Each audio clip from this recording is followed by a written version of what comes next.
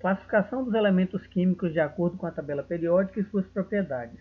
Aqui nós temos uma tabela periódica, né, básica, um exemplo básico, apresentando aí seus 18 grupos, né, começa do grupo 1 até o grupo 18, e os seus 7 períodos. Então, os grupos são as colunas e os períodos são as linhas na tabela. Um pré-requisito necessário para a construção da tabela periódica foi a descoberta individual dos elementos químicos.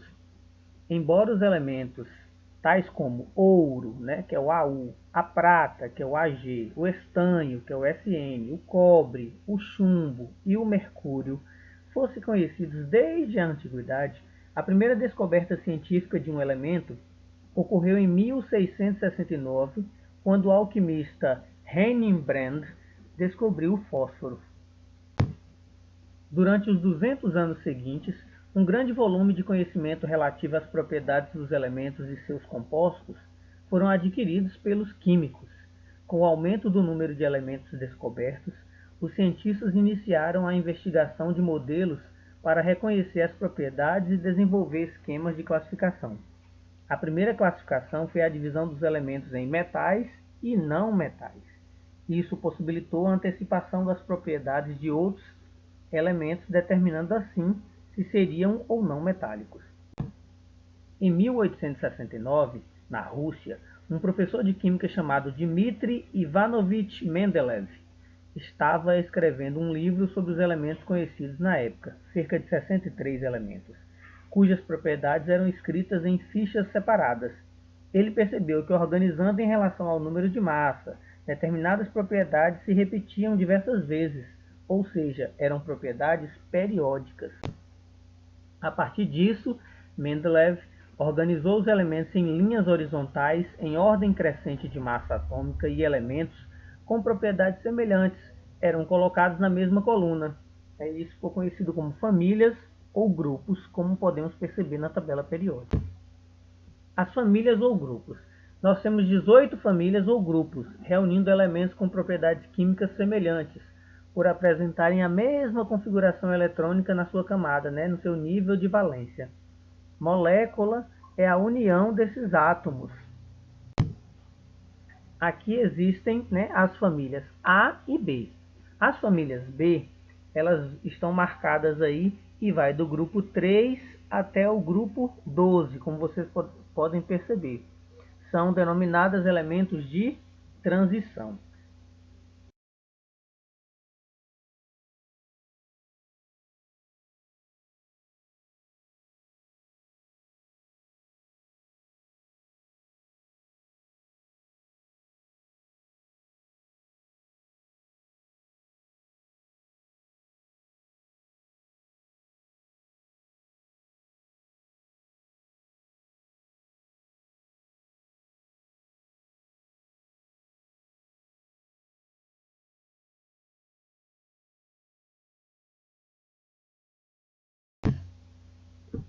A classificação dos elementos. Elementos. Outra maneira de classificar os elementos é agrupá-los segundo suas propriedades físicas e químicas. Eles podem ser agrupados em hidrogênio, metais, ametais e gases nobres. Então, está sendo representado aqui nessa tabela por essas 4 cores, tá?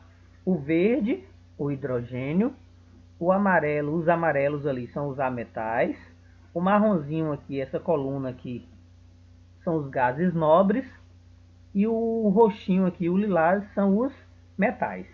Exceto o mercúrio, né, que é encontrado em estado líquido, todos os outros metais são sólidos à temperatura ambiente, né, que são 25 graus Celsius.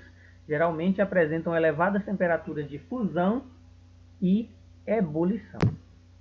Aqui nós temos alguns exemplos de metais, né? A gente tem o mercúrio primeiro, o sódio aí o segundo, o cobre o terceiro e o ouro, bem conhecido por nós aí, o quarto, né? Um metal precioso. As características principais dos metais. Eles possuem brilho e cor cinza prateada, exceto o ouro e o cobre. São bons condutores de calor e de corrente elétrica. A ductibilidade, que é a capacidade de fazer fios. e a maleabilidade, que é a capacidade de produzir lâminas. Em temperatura ambiente, existem ametais nos 3 estados físicos, que são esses marronzinhos aqui que a gente está observando, né? Eles podem ser encontrados no estado sólido, no estado líquido e no estado gasoso. Geralmente os ametais apresentam baixas temperaturas de fusão e ebulição, é o contrário dos metais, sendo maus condutores de calor e eletricidade. São opacos e, quando sólidos, fragmentam-se. Agora, a coluna dos gases nobres. Eles possuem sua camada de valência completa, com 2 ou 8 elétrons. Devido a esse fato, eles não se unem a nenhum outro elemento. O que isso quer dizer? Que não permitem a formação de moléculas. Na indústria são usados na fabricação de diversos objetos que veremos a seguir. Vamos ver?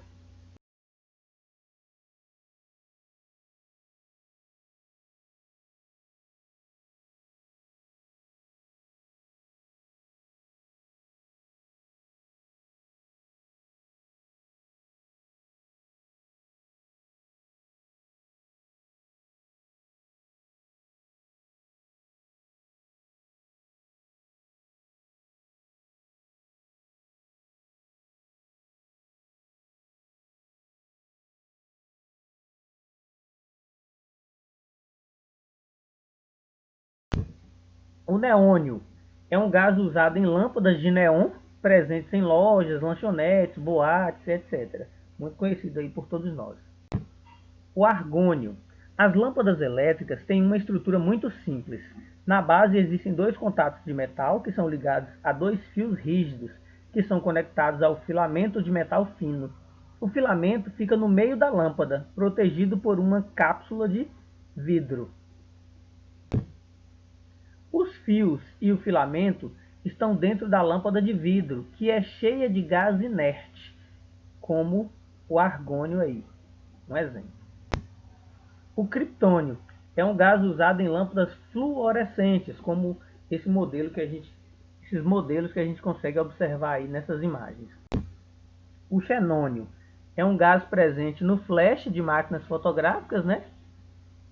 Essa é uma máquina aí mais antiga, mas nós temos máquinas mais modernas, as que utilizam flash, elas fazem o uso do xenônio.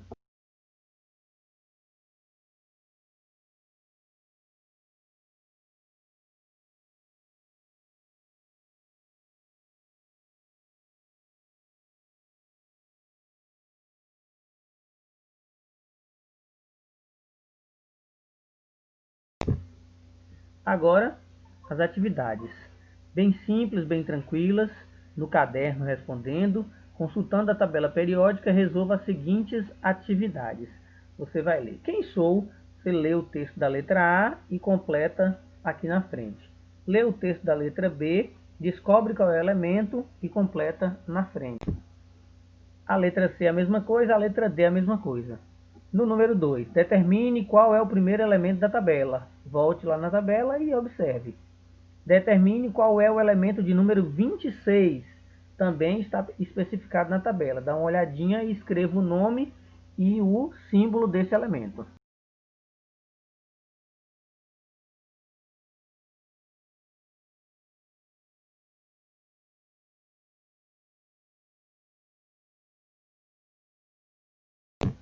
A questão 5 é parecida com a 4, né? Complete os itens propostos abaixo com o símbolo e ou o nome do elemento químico. Se tiver o símbolo, você vai escrever qual é o elemento. Se tiver o elemento, você vai escrever qual é o símbolo desse elemento. Olhando na tabela periódica, a gente consegue fazer tranquilamente. E a sexta e última questão é: qual é o único metal líquido? Falamos também na apresentação agora há pouco. Tá bom? Sucesso para todos e até mais.